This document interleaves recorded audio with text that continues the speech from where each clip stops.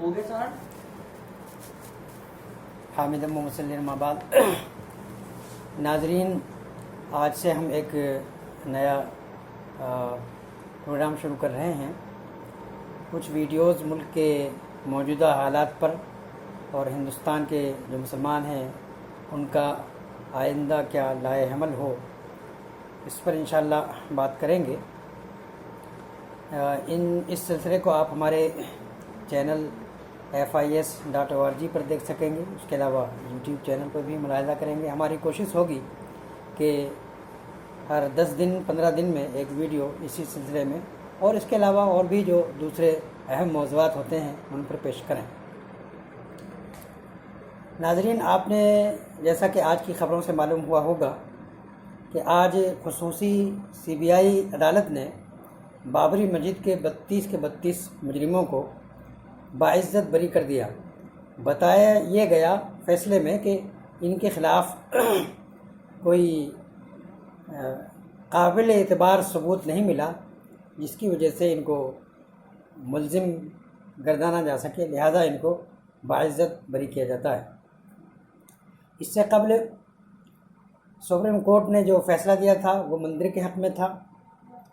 और उसको मुस्लिम फ़रीक़ ने भी तस्लीम किया और बाद अज़ां 5 अगस्त को, यानी उस वक्त भी हिंदुस्तान जो ये मौजूदा महामारी है, पेंडेमिक है, कोरोना वायरस का, इससे गुज़र रहा था, लेकिन उसके बावजूद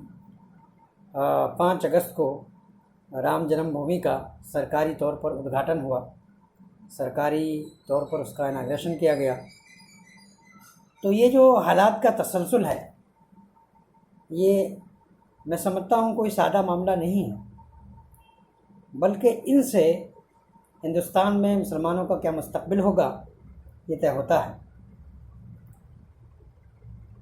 RSS ख़ानदान, जिसको हम संघ परिवार कहते हैं,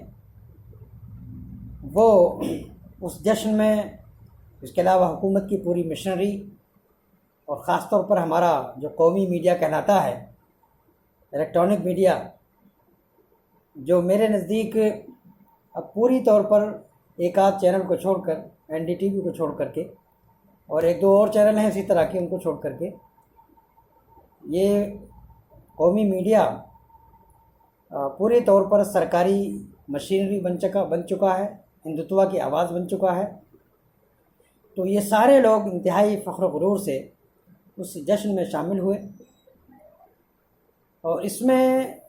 जो अफसोस की बात थी वो ये कि कांग्रेस और दूसरी छोटी मज़ूमा सेकुलर पार्टियों ने भी सेकुलर चोला उस वक्त उतार फेंका,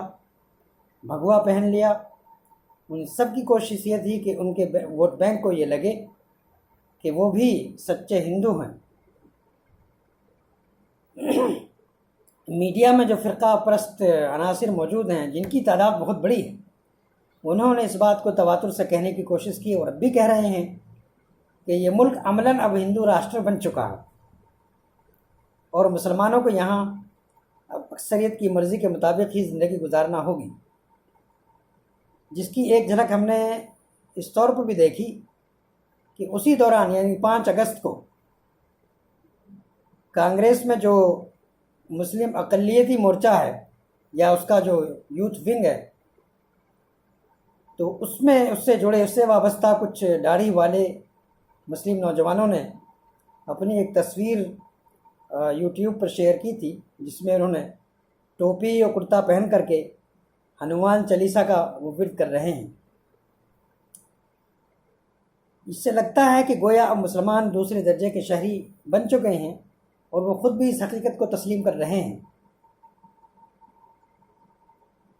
ये अयोध्या में जो कुछ पूरा घटनाक्रम हुआ, जो पूरा एक वाक़या हुआ, इससे सिर्फ जनाब असदुद्दीन ओवैसी ने और कम्युनिस्ट पार्टी ऑफ इंडिया, इन 2 सियासी जमातों ने इसकी मुखालफत की और इस पर एतराज़ ज़ाहिर किया कि सरकारी मशीनरी का, सरकारी बजट का और जो बेमहाबा इस्तेमाल इसके लिए किया गया। तो अब ये भी हमें सोच लेना चाहिए कि क्या सिर्फ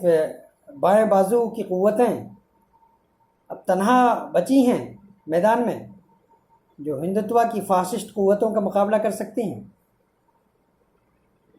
ان کے علاوہ باقی جو ہماری مظلومہ مسلم تنظیمیں ہیں، جو مسلم قیادت ہے، انہوں نے اپنے رویوں اور عمل سے مسلسل یہ ثابت کیا ہے، جہاں تک میں سمجھتا ہوں، کہ اب ان دلوں میں تیل نہیں ہے۔ ہو سکتا ہے میری اس بات سے آپ میں سے بہت سوں کو اتفاق نہ ہو، وہ ٹھیک ہے اپنی جگہ۔ بہرحال میرے کہنے کا مقصد یہ ہے کہ یہ جو کچھ ہو رہا ہے، جو ایک تسلسل سے واقعات پیش آتے جا رہے ہیں، اور ایک بالکل حال ہی میں یہ بھی چیز سامنے آئی کہ بابری مسجد تو جھانکی ہے، کاشی متھرا باقی ہے، یہ نعرے لگے۔ اور آپ نے سنا بھی ہوگا کہ وشنو جین جو رام مندر کی تحریک میں بھی بہت سرگرم کردار ادا کرتے رہے ہیں، وہ متھرا کا کیس لے کر کے کورٹ پہنچ چکے ہیں۔ اور ہندوستان کا ایک بڑا چینل جو ہندوتوا وادی طاقتوں کا بہت بڑا ان کی آواز بنا ہوا ہے، آج تک اس پہ باقاعدہ ڈیبیٹ بھی ہوئی کہ کاشی اور متھرا کی جو عیدگاہ ہے اور کاشی کی جو مسجد ہے، اب ان کے لیے بھی مہم چلائی جائے، ان کے لیے بھی آواز اٹھائی جائے اور ان کو بھی مسلمانوں کے ہاتھ سے چھین لیا جائے۔ ابھی یہ تو نہیں معلوم کہ کورٹ میں اس کیس کی پیش رفت کیا ہے، لیکن واقعات کا یہ تسلسل ایک خاص جہت کی طرف اشارہ کرتا ہے، اور وہ یہ ہے کہ اس ملک میں مسلمانوں کو مسلسل یہ تاثر دیا جا رہا ہے کہ مسلمان دوسرے درجے کے شہری بن چکے ہیں، اور بی جے پی اور سنگھ پریوار نے اس وقت ملک کا جو سیاسی سیناریو ہے اس کو بالکل بدل کر رکھ دیا ہے۔ اب یہ وہ ملک نہیں ہے جس کو گاندھی جی نے اور پنڈت نہرو نے بنایا تھا اور ان کے ساتھیوں نے بنایا تھا، جس میں مولانا آزاد کی قربانیاں شامل تھیں۔ یہ مکمل طور پہ اب تبدیل ہو چکا ہے، لیکن ہمارے سامنے بڑا سوال یہ ہے کہ یہ جو چیز ہے، یہاں تک جو ہم پہنچے ہیں، یہ ملک پہنچا ہے، ظاہر ہے کہ یہ سب اچانک تو نہیں ہو گیا۔ ملک کی فضا کو یہاں تک لانے میں سنگھ پریوار کو 70 سال لگے ہیں۔ 7 دہائیوں سے زیادہ اس عرصے میں مسلسل ان کی محنت ہے، ان کی جدوجہد ہے، اور انہوں نے اس کو کس طرح سے کرنے کی کوشش کی، کیا کیا جدوجہد کی کہ جس سے ملک کی صورتحال اس حد تک بدل گئی کہ 2014 میں ہندوتوا قوتیں پوری قوت کے ساتھ، پوری میجارٹی کے ساتھ جو ہے وہ جیت کر کے آئیں، اور 5 سال کے بعد اینٹی انکمبینسی اور جو نوٹ بندی ہوئی تھی، ڈی مونیٹائزیشن، اس کے جو بھی برے اثرات تھے، اس سب کے باوجود وہ کیا جادو ہے، وہ کیا افسوں ہے جو ہندوستان کے عوام پر ہندوتوا وادی طاقتوں نے چلا دیا ہے کہ انہوں نے 2019 میں بھی پھر اقتدار میں واپسی کی، اور پہلے سے زیادہ طاقتور ہو کر اب وہ اقتدار میں آئے۔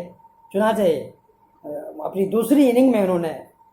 جو ان کے جو مقاصد تھے، جو ان کا ایجنڈا تھا، کشمیر سے دفع،